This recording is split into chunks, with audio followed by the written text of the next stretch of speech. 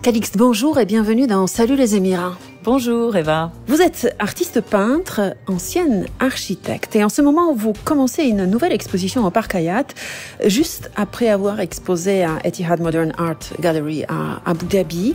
Parlez-nous de cette nouvelle exposition. Oui, en effet, je viens de terminer une grosse expo dans laquelle j'ai présenté une grande partie de mon travail fait à Abu Dhabi pendant 3 ans.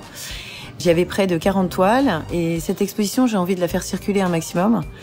J'ai rencontré récemment le nouveau manager du Parc Hayat qui, depuis son arrivée, a eu l'intention d'exposer des artistes sur les murs du hall d'entrée de l'hôtel.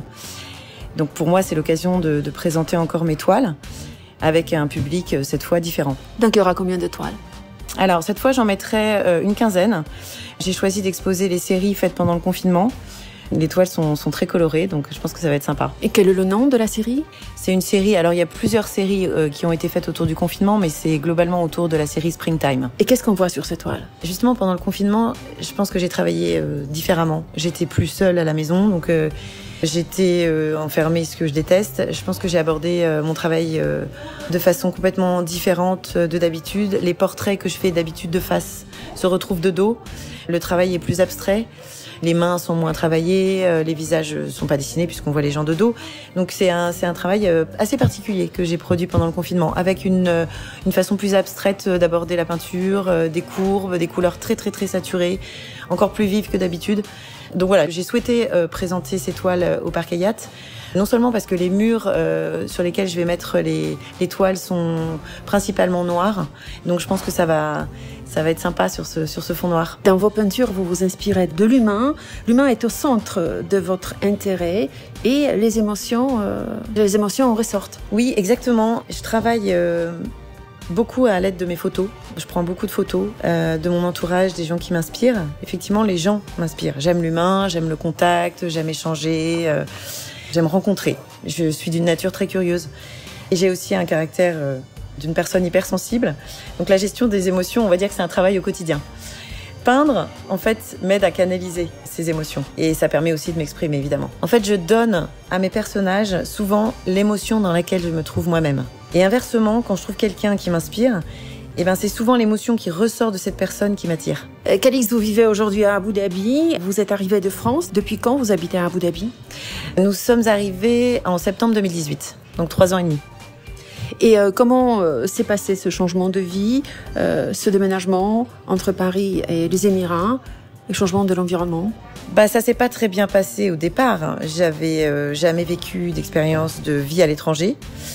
Et donc le choc du déracinement a été assez violent.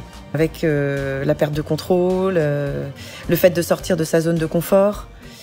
Mais finalement, aujourd'hui, je peux dire que ça m'a fait du bien. On peut dire que les peintures que vous avez faites depuis votre arrivée à Abu Dhabi, elles ont suivi un peu cette évolution. Vous avez fait plusieurs séries.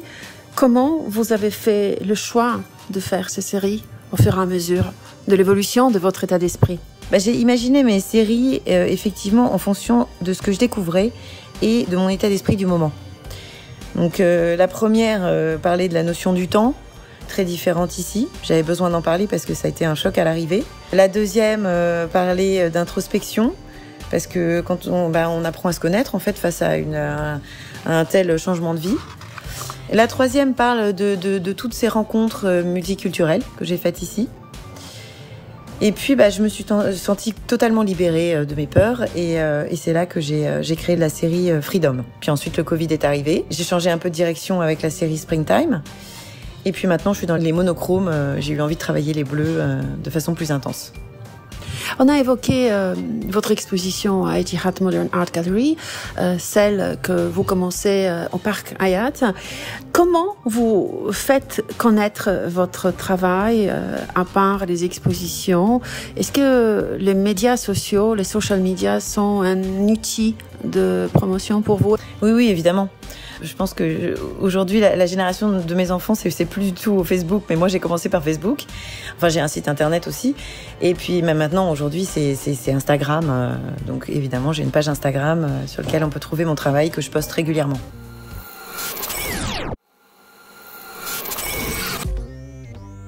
Calixte, vous avez découvert la peinture à l'âge de 11 ans. Parlez-moi de cette époque. Comment vous avez découvert la peinture ? Quand j'avais 11 ans, c'était une période difficile pour moi. On a vécu un drame familial. J'étais, je pense, très perturbée. J'étais pas bien à l'école non plus. J'ai jamais été vraiment scolaire, mais en tout cas, j'ai eu la chance que mes parents me prennent en main et m'inscrivent à un cours de peinture à l'huile proposé par une personne qui appliquait la méthode Martenot. C'est une méthode qui permet d'apprendre à se concentrer, à réaliser une peinture de façon assez libre. C'est vraiment une méthode axée sur l'épanouissement personnel et sur l'harmonie du geste. Et donc j'en ai fait pendant 3 ans. Et ensuite, c'était une découverte, c'était vraiment quelque chose qui vous a plu? Ça m'a certainement plu parce qu'après, je pense que je suis restée très artiste dans ma façon de fonctionner. J'étais pas scolaire. J'ai essayé plein de choses de mes mains. J'ai fait de la poterie, j'ai fait de la mosaïque, je dessinais, je peignais. Enfin voilà, j'étais plus intéressée par faire quelque chose de mes mains plutôt que d'apprendre mes leçons d'histoire géo. Et c'est là où vous arrivez à l'école de l'architecture, non pas, vous choisissez pas une école d'art, mais l'architecture. Comment vous avez fait ce choix? Et comment surtout vous êtes passé ensuite de l'architecture à la peinture? En fait, non, c'est l'inverse. J'ai pas fait le choix. C'est un peu par dépit que je me suis retrouvée en architecture. Mais j'avais tenté des écoles d'art appliquées assez dures à Paris à obtenir. Je les ai pas obtenues. Je pense notamment lié à mon dossier scolaire qui était pas terrible. Mais c'est pas grave en fait. Je me suis retrouvée en archi aux Beaux-Arts à Paris. Donc j'avais encore une fois cette chance d'être dans cet environnement très artistique et qui m'a ouvert l'esprit. L'architecture m'a permis de savoir dessiner en perspective, de regarder en l'air et d'observer ce qui se passait autour de moi, l'environnement. J'ai appris beaucoup, en fait. Je me suis retrouvée finalement à être diplômée 7 ans après être rentrée à l'école d'architecture Paris-Villemain. J'ai travaillé en tant qu'architecte, mais c'est vrai que très vite j'ai repris des cours de peinture parce que je voulais revenir à mes premiers amours. Et voilà, j'ai mis le temps pour m'installer en tant qu'artiste peintre. Mais je regrette pas ce cheminement avant. Je pense que ça m'a beaucoup appris. Ça a été... je pense qu'avec la maturité, le recul et ce qu'on apprend avant, on peint différemment. Et certainement, l'architecture a une influence dans ma peinture aujourd'hui. Alors donc votre univers artistique s'est élargi bien sûr pendant vos études. Et quels étaient les peintres que vous avez aimés à l'époque et comment ça a évolué? Quels sont les peintres qui vous inspirent aujourd'hui?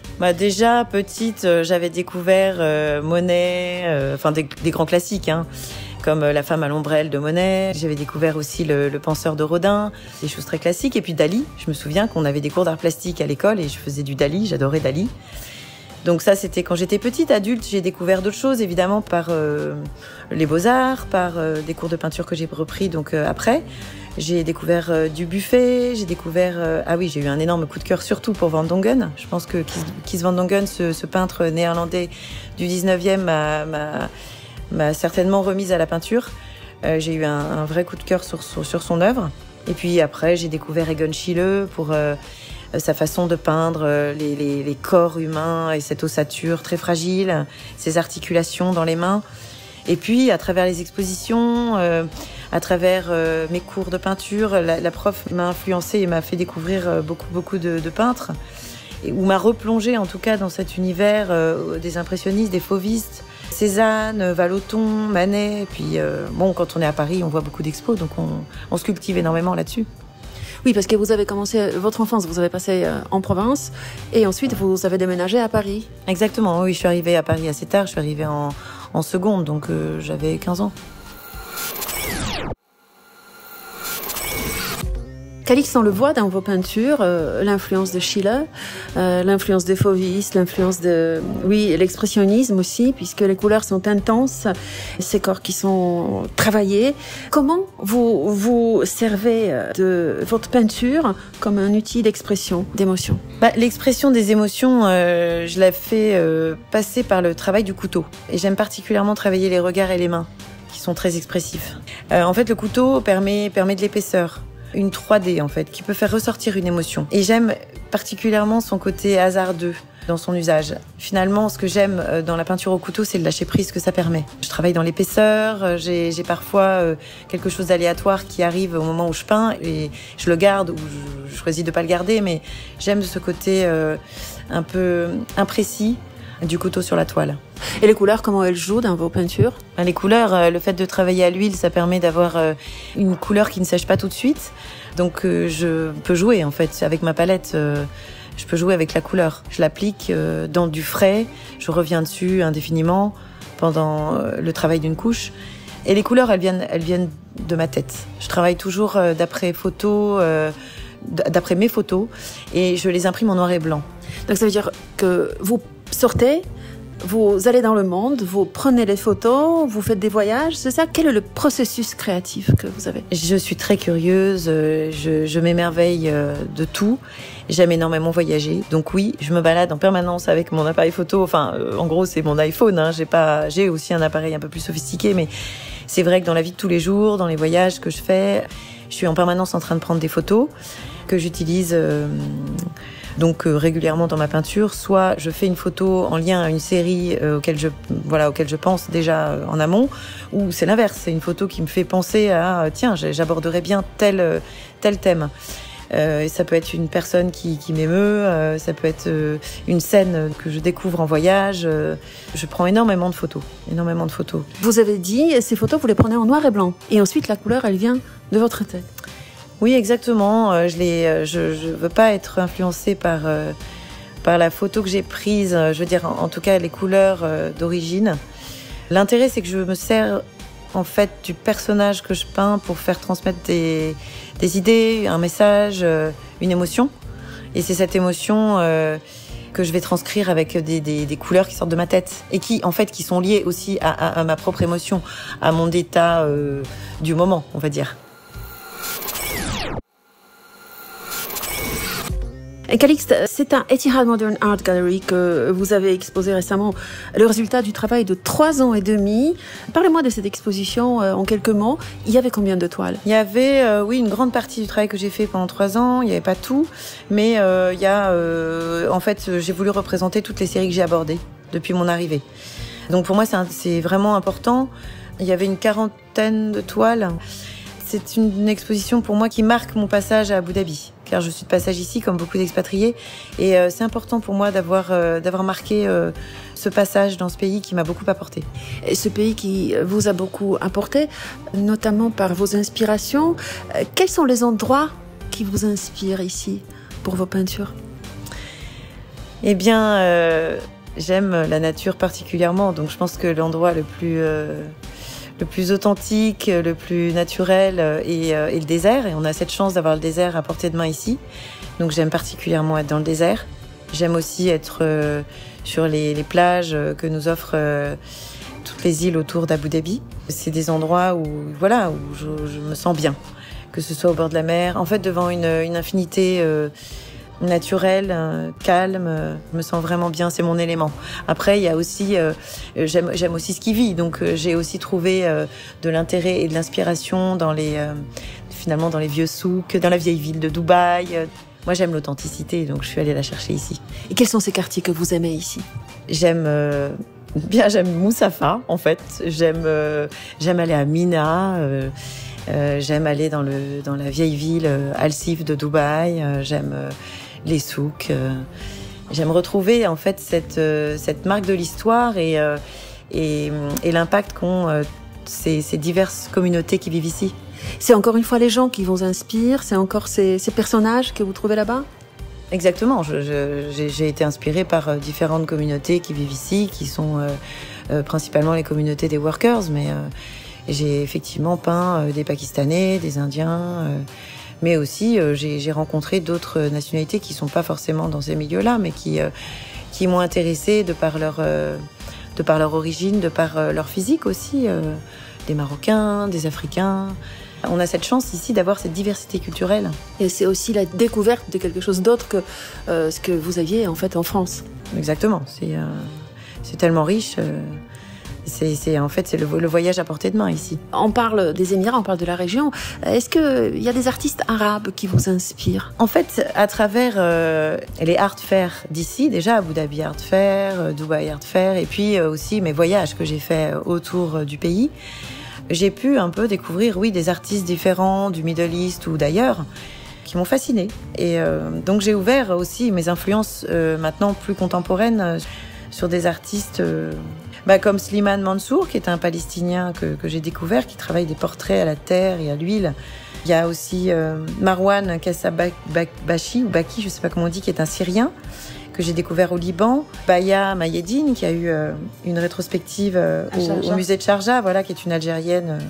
Pareil, j'ai été fascinée par ses portraits très colorés. Et qui a inspiré de nombreux artistes en France aussi, par ailleurs. Exactement. Et d'ailleurs, j'ai même découvert qu'elle avait été énormément exposée en France.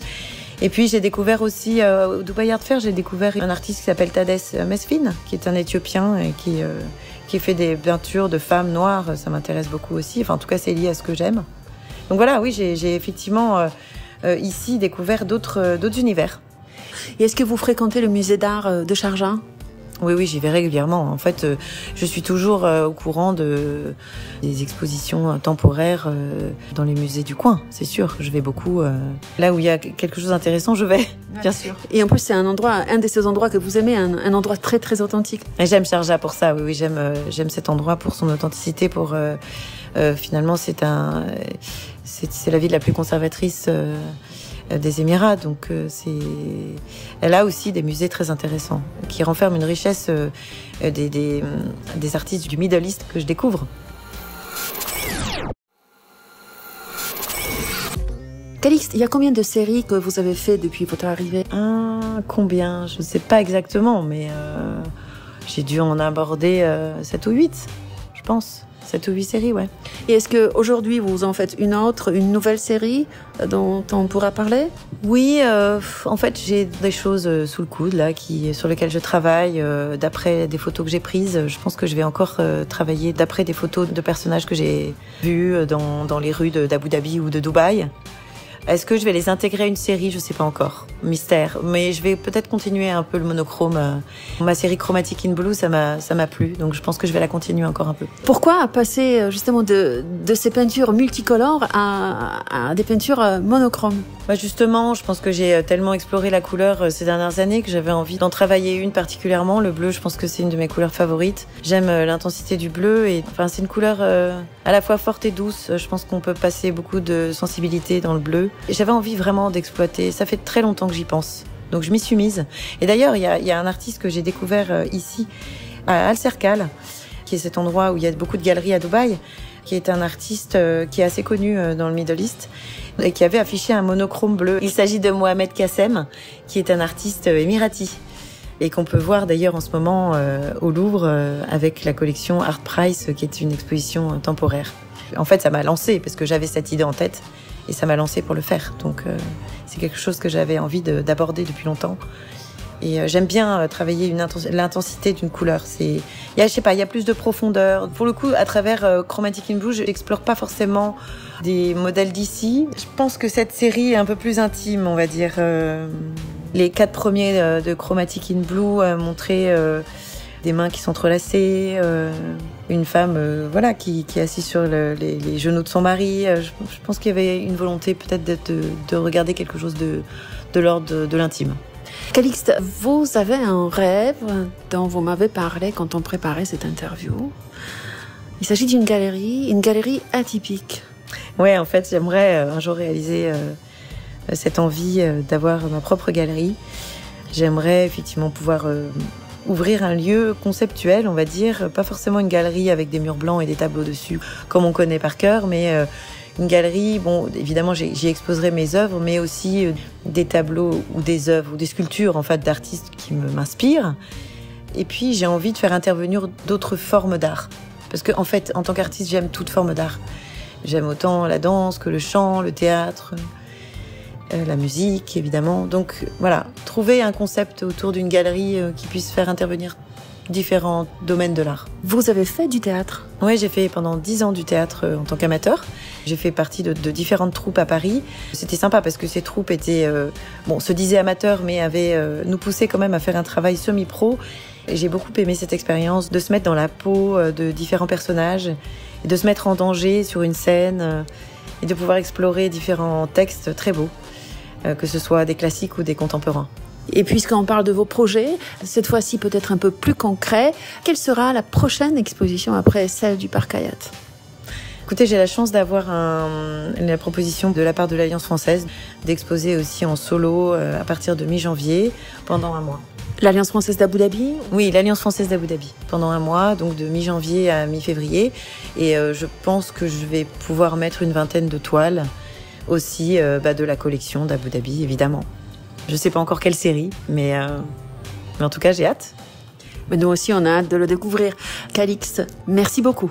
Merci beaucoup, Eva, pour cette interview.